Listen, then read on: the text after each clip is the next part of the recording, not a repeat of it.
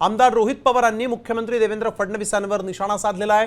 भाजपचे नेते राम शिंदेंच्या प्रचारार्थ कर्जत जामखेड मतदारसंघात घेतलेल्या सभेमध्ये फडणवीसांनी कुख्यात गुंड निलेश घायवळचं नाव घेतलं होतं असा आरोप करत रोहित पवारांनी तो व्हिडिओच प्रसिद्ध केला आहे। सुजय विखे पाटील यांच्या प्रचार सभेत मंचावर निलेशचा भाऊ सचिन घायवळ हजर होता असंही रोहित पवार यांनी म्हटलंय।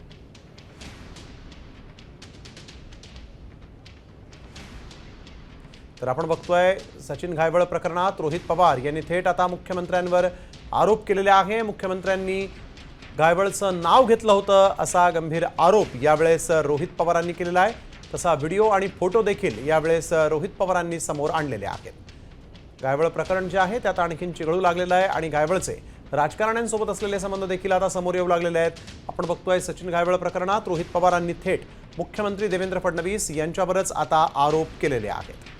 तसंच घायवळचे अनेक राजकीय पुढाऱ्यांसोबत असलेले फोटो देखील यावेळेस त्यांनी समोर आणले।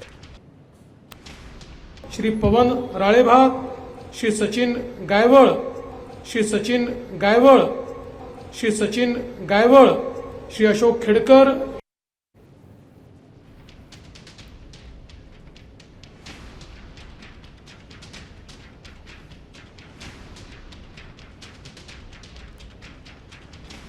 राम शिंदे सरांनी जी नावं दिली ती नावं त्यांनी तिथं बोलून दाखवली। आता ह्याच्यामध्ये एका प्रचार सभेमध्ये श्री पवन राळेभाग, श्री सचिन गायवळ, श्री अशोक खेडकर, म्हणजे राम शिंदे सरांनी जी नावं दिली ती देवेंद्र फडणवीस साहेबांनी बोलून दाखवली आणि मग सचिन गायवळचं नाव जर तिथं देवेंद्र फडणवीस साहेब तिथं घेत असतील आणि माझा कुठला तरी मंदिराच्या बाहेरचा फोटो त्याच्याबरोबरचा दाखवून जर भांडवल करत असतील, माझ्या आईचा कुठला तरी व्हिडिओ दाखवून भांडवल करत असेल तर हे हास्यास्पद आहे।